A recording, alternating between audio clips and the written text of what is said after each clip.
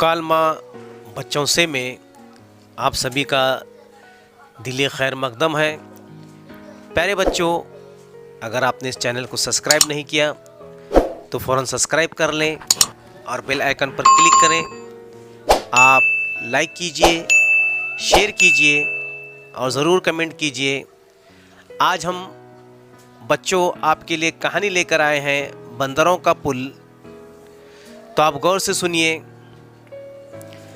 एक देवकामत बंदर किसी ज़माने में हिमालय के पहाड़े में बसने वाले 80,000 बंदरों का सरदार था।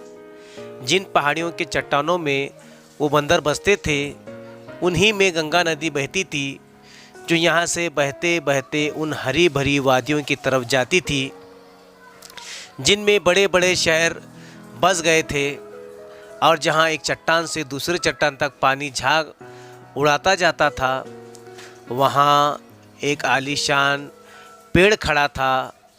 बाहर के मौसम में उसमें उजले उजले नरम नरम फूल आते थे और थोड़ी दिनों में वो फूलों से भर जाता। ऐसा उम्दा फूल कि कोई उसकी मिसाल ही नहीं हो सकती थी। पहाड़ों की ठंडी मीठी हवाएं इन फूलों में शहद की सी मिठास भर देती थी। कितने खुश रहते थे वो बंदर। वो उस पेड़ के मीठे मीठे फल खाते और उसकी ठंडी छाँव में आराम करते। पेड़ की टहनियाँ हर तरफ से नदी के पानी में झुककर आती थीं। इसीलिए जब पेड़ पर फूल आते और बंदर इन टहनियों पर आने वाले फूलों को खा जाते या तोड़कर बर्बाद कर डालते कि इन टहनियों पर फल न लगे। और अगर कोई फल फिर भी पक जाता तो वो उसे तोड़ डालते, क्योंकि बंदरों के सरदार ने ख़तरे की बू सूंघते हुए उन्हें चेतावनी दे दी थी। खबरदार रहना, इस पेड़ का एक फल पानी में गिरने न पाए।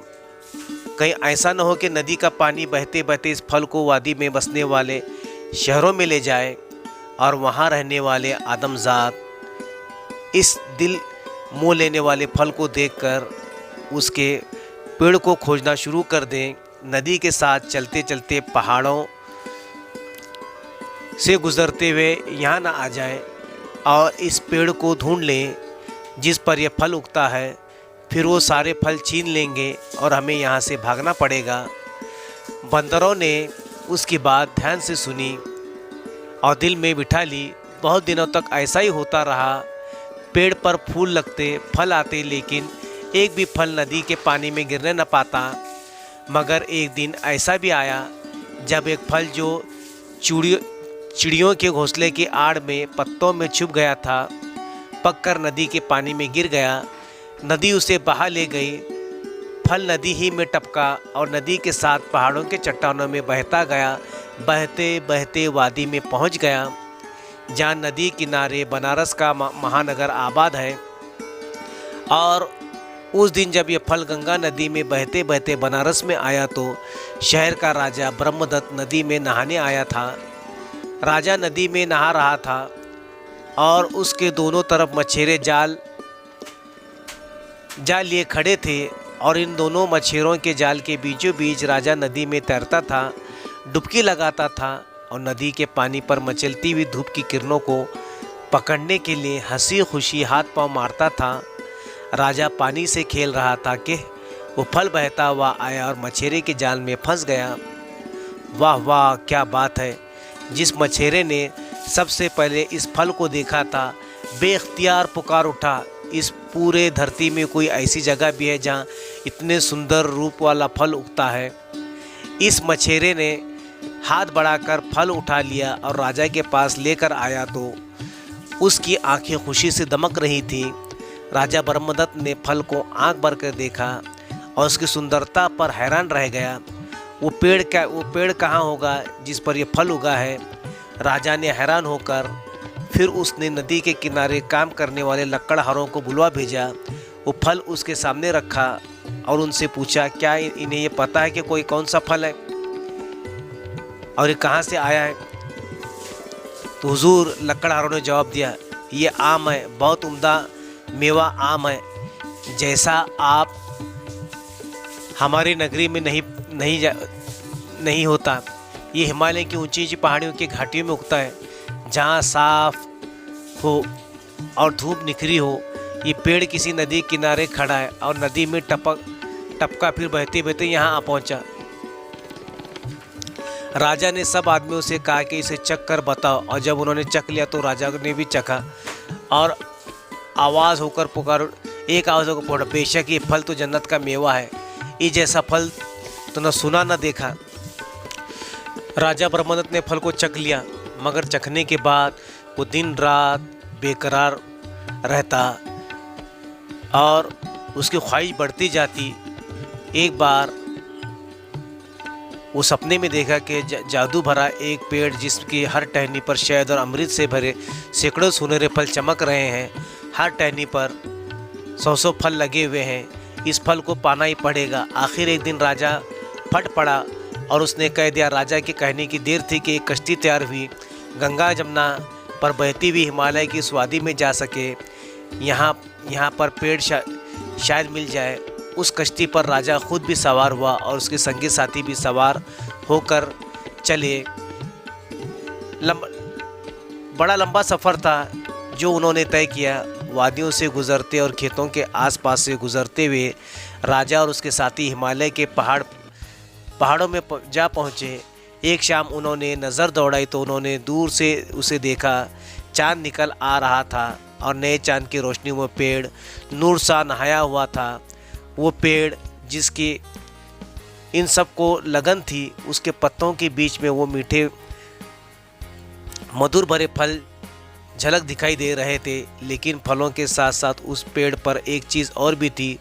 वो क्या चीज़ थी जिस पर छाया पेड़ की टहनियों में से झूलती हुई आ रही थी?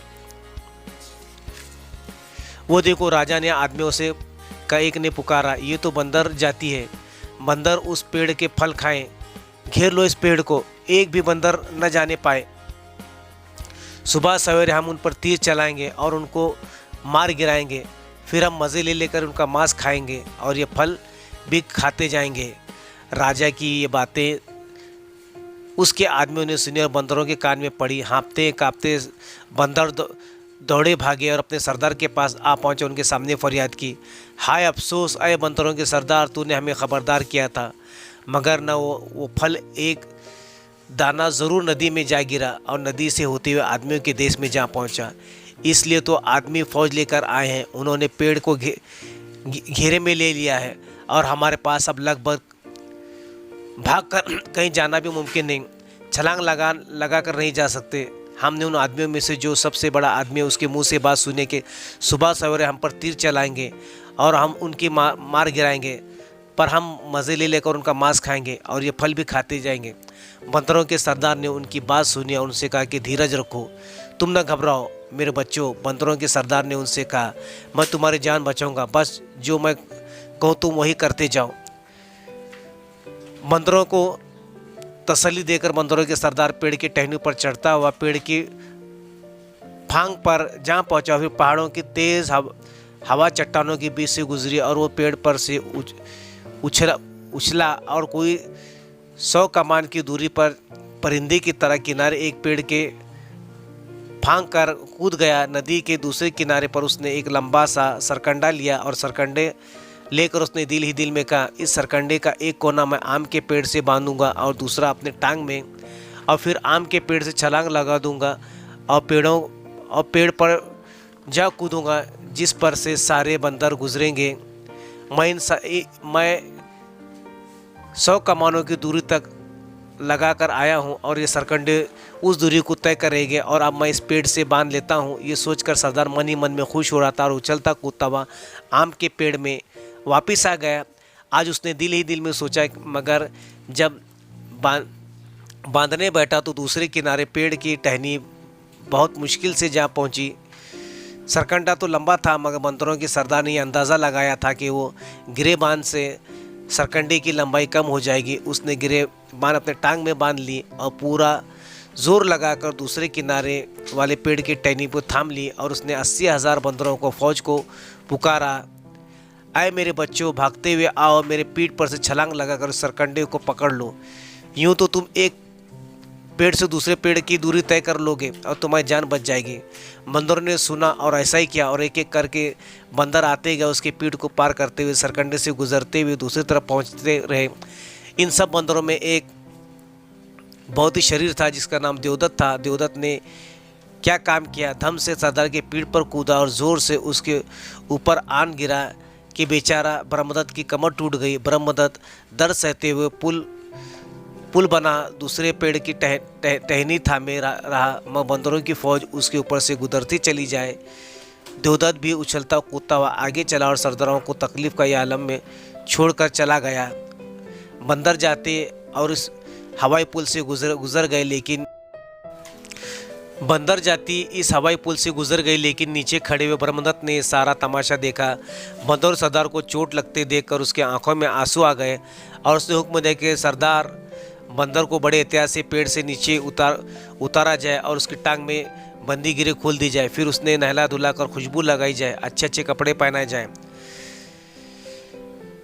वो कमर के घाव पर मरहम लगाया जाए। और जब बंदरों के सरदार को नहला धुलाकर अच्छे कपड़े पहनाए जाएंगे तो उसकी पेड़ की छांव में लिटा दिया गया। राजा ब्रह्मदत्त उसके बराबर आन कर बैठा और उससे पूछने लगा। राजा ने पूछा, तुमने अपने बदन को दूसरे बंदरों को पार उतरने के लिए पुल बनाया, मगर तुमको पता नहीं था कि तुम अपनी जान दांव पर लगा रहे हो।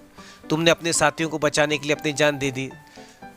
तुम हो कौन, अय भले बंदर, और तुम्हारे साथी कौन है? बंदरों के सरदार ने आंखें खोली और तकल्लुफ के साथ राजा की बात का जवाब देने लगा। अय राजा, मैं वो बंदर हूँ और मैं उनका सरदार हूँ और मेरे साथ इस पेड़ पर रहते हैं। मैं उनके बाप समान हूँ और ये मेरे बच्चे हैं।